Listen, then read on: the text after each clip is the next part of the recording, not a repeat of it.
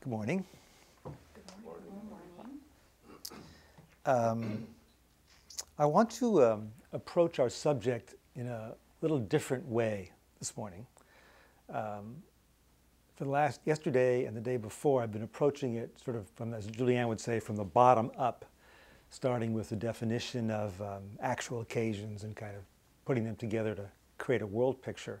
But I want to approach the subject today in a little bit more of a common sense way, starting from our everyday waking experience. As I was getting ready this morning to give this lecture, I realized that there's a very deep terminology problem that I hadn't actually noticed before, but that it was really helpful to see. We're going to have to be inventing some new words, but we're going to use the old words today, but I'm going to explain to you the confusing way in which we're using the old words. And the confusion is about the definition of thought or thinking. We've been speaking in terms of there being the physical world and the transphysical world. But it's customary to divide the transphysical world or the worlds up into these various levels. There are different schemes that divide the worlds up in different ways, but one that comes from, I believe, the Taittiriya Upanishad, and which is very broadly accepted, although not universally accepted, suggests that we live in a threefold world in which there's a physical world, exactly as we've been discussing it, and then there's a vital world or an imaginal world, which is like the world we're in out-of-body experiences and lucid dreams and so forth. And then there's another world beyond that, which is called the mental world. And so there's the physical, vital, and mental worlds. This is, again, I'm not trying to create any kind of huge commitment to this scheme. It may not be the best way to divide up the transphysical world, but it's a very common way in which it's done, and it does have certain things to recommend it, which I'm not going to go into right now. But the point is that we talk about an imaginal world. It's also called the astral world or the vital world in different literature. And then there's the mental world.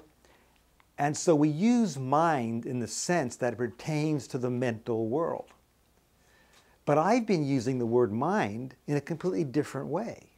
I've been using mind and thought as that faculty with which we apprehend possibilities. So I've been defining thought as, in effect, the perception of possibilities and the working with possibilities. So that's one way of using the word thought, and it's a very important way, and I want to keep that. But then when I talk about the physical world, the vital world, the mental world, I'm talking about something different.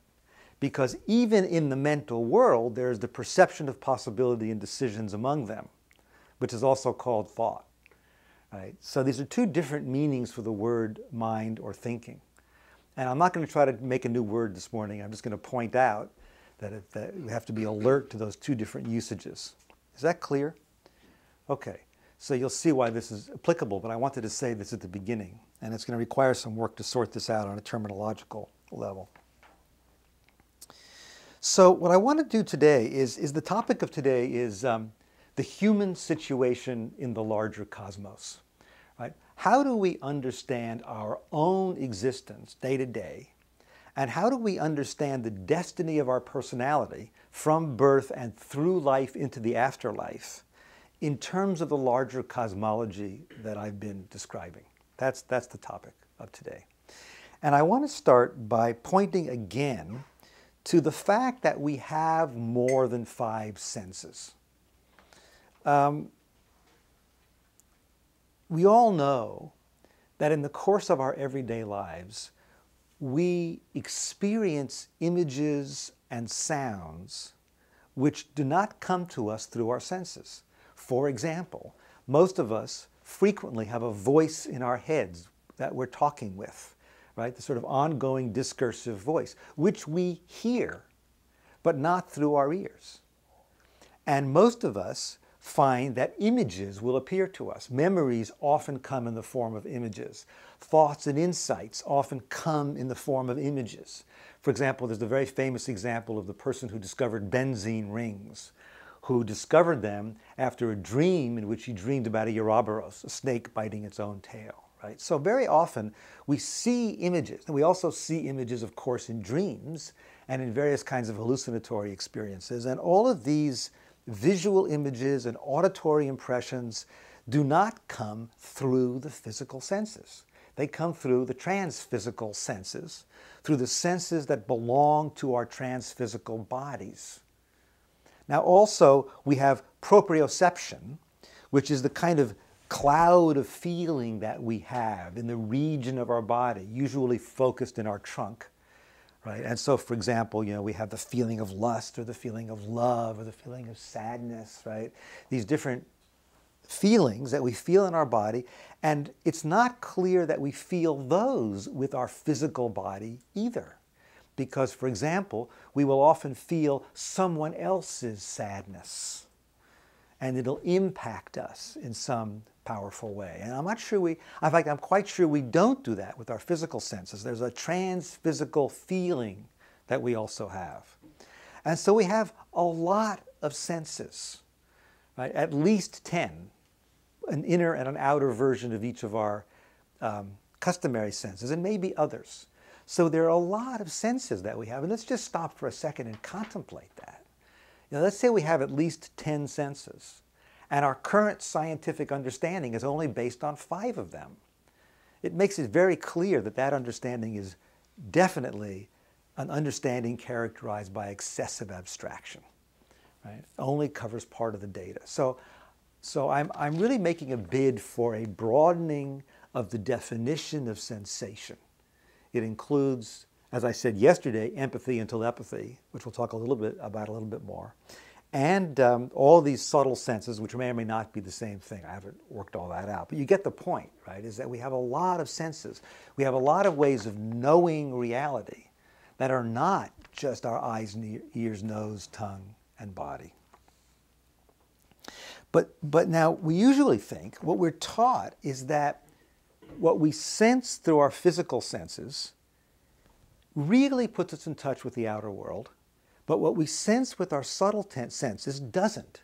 That somehow each human being, we are told, has the capacity to generate a complete virtual reality and to even live in it as we do in dreams, but that doesn't say anything about what's beyond us. It's all just regurgitations and rehashes of sensory experiences. And I think that that's completely implausible. So I want to look at that in a little more detail. Let's say we start by looking at sensations. And I'm defining sensations in this particular moment as the data that comes through our physical senses, sight and hearing and smelling and so forth. Now, here's what's odd about sensations, is that our sensations are private. And we all know that in some way our sensations are private. So we'll say, how do I know that when I'm seeing blue, I'm seeing the same thing that you're seeing when you see blue? Because we feel there's a privacy about our sensations. And yet, our whole science is based on the idea that our sensations, or at least some of our sensations, put us directly in touch with the reality that is outside of us. So you see, it's kind of odd. They're both, our sensations seem to operate on the border between private and public. Now, we talked about this yesterday in a different way, because the public part would be what I was calling causal efficacy, or the way things actually affect us, where our sensation would be an appearance or an abstraction from that.